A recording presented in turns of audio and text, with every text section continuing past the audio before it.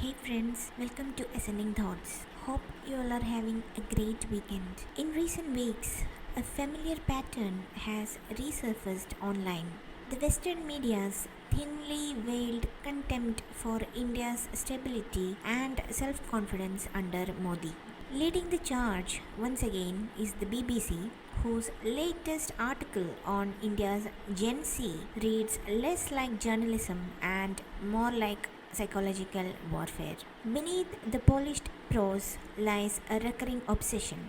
Why aren't India's youth out on the streets burning the national flag and breaking institutions like their counterparts in Nepal or the very unstable Bangladesh? The answer, inconvenient for its critics, is simple. Because India's youth has outgrown the chaos. Every few months, BBC India releases an article that seems less like journalism and more like a psychological operation. At first glance, the article pretends to explore a harmless sociological question: why India's Gen Z, vast, wired, and vocal, isn't erupting.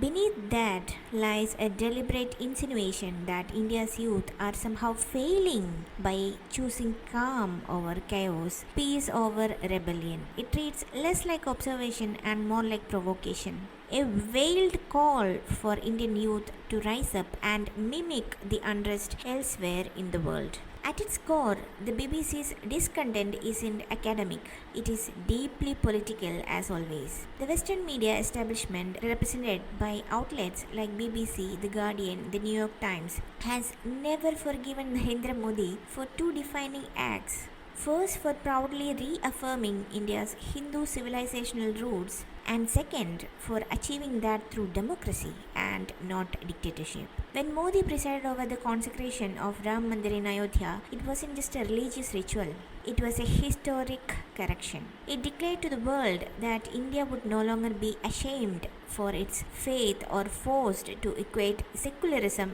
with the erasure of Hindus. To BBC's ideological lens, this was nothing short of heresy. The Western narrative survives on simplistic binaries. Majority equals oppressor, nationalism equals fascism, and order equals tyranny. So, when India's youth refuse to play along and instead choose ambition, education, development, and stability over outrage, it rattles that entire ideological machinery of the West. The article structure follow a predictable propaganda template. It begins by glorifying Asia's so-called restless Gen Z, those who toppled governments in 48 hours as if dismantling institutions were a proof of progress. Then comes the contrast. India's youth, says BBC, are afraid, fragmented, and apathetic. The subtext is unmistakable. Our Gen Z, that is Indian Gen Zs, are cowards for not rioting, according to BBC. The manipulation is linguistic as much as ideological. Terms like, quote, fear of being branded anti-national or, quote, government demonizing dissent are sprinkled into induce guilt rather than reflection. This isn't journalism probing India's social stability, it is agitation dressed up as analysis, suggesting that restraint is repression and maturity is submission. Curiously, the BBC's provocation hasn't occurred in vacuum. Just days after Nepal's uprising that unseated KP Oli, Rahul Gandhi, our opposed India leader, suddenly discovered a passionate concern for India's Gen Z, coincidence far too convenient to ignore. On social media, Gandhi declared that Gen Z will save the constitution and stop water fraud, unquote. Quickly followed by his party's odd experiment, a so-called Gen Z anthem, a rap number glorifying anger and defiance marketed as voice of young India. The parallels between the BBC's lament and opposed India Party Congress theatrics are impossible to miss. The broadcaster paints Indian youth as fearful and subdued. Gandhi rushes in to awaken them with catchy slogans, choreographed outrage, and pop politics. One crafts the ideological narrative, the other performs it. This is not coincidence, it is coordination. Both stem from same ecosystem that thrives on unrest. The BBC's set the intellectual cue. Rahul Gandhi echoes it politically, hoping that a social media spark might someday translate into street level chaos. The article cites Nepal's September 2025 Gen Z revolution with near romantic flair, painting it as a triumph of youthful courage. But the reality was very grim for the people of Nepal.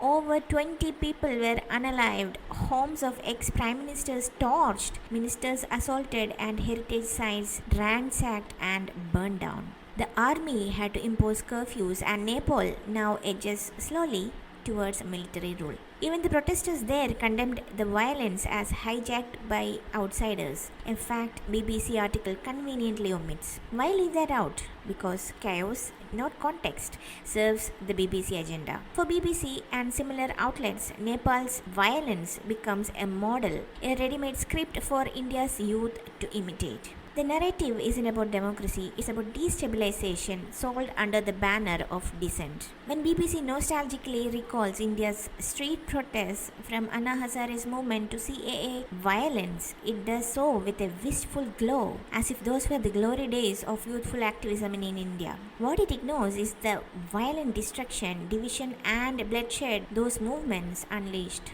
The 2019-20 CAA mob violence saw arson, blockades, and over 50 unalivings in Delhi alone. The so-called student leaders lionized by foreign media were peaceful reformers, but organizers later charged with violence, incitement, and outright traitorship. Yet BBC chooses to remember the theatre, not the tragedy. Those 50 people who will pay the price for their unalivings, they have no answer for that. What truly unsettles the Western gaze is not Indian apathy but Indian composure. The BBC's discontent isn't with India's youth, it is with India's stability under Modi. Countries like Nepal, Bangladesh that has slipped into inhumane violence against Hindus and other minorities, and a politically unstable Sri Lanka remain useful case studies for Western think tanks precisely because they oscillate between instability and recovery, a rhythm easy to romanticize. India, by contrast, with 370 million Gen Z citizens and a steadfast constitutional system, ruins that narrative. When the BBC describes India's Gen Z as, quote, watchful but not rebellious, unquote, it is not offering praise, it is expressing disappointment. What it truly craves are images of chaos. There is shattered glass, tear glass clouds, and tricolor waving mobs that allow it to once again portray India as a nation on the brink. From the BBC, a calm, assertive, and self-confident India under Narendra Modi is the real threat. An India that embraces its Hindu majority identity without guilt, rejects mob politics, and no longer fluctuates to Western moral sermons. This is the same BBC that romanticized the street violence in Kathmandu as so-called youthful revolution. If similar scenes erupted in Delhi, BBC would brand them as, quote, democratic awakening, unquote, at least until the flames started licking the walls of Britain's own diplomatic missions. In truth, Indian youth have simply evolved. They have seen and experienced how the so-called activism can be hijacked by political fronts and foreign-funded NGOs masquerading as student movements. Today's Gen Z doesn't equate silence with fear, it equates it with focus. They know that burning buses won't create opportunities and bringing down governments won't solve corruption. India's new generation is channeling its restlessness into innovation, entrepreneurship, and technology, building rather than breaking, coding rather than clashing. They are not absent from change, they are redefining it. And that quite constructive revolution is precisely what unnerves the BBC. So, what do you guys think? Leave your opinions in the comment section. Follow, like, and subscribe for more content like this. Take care and bye.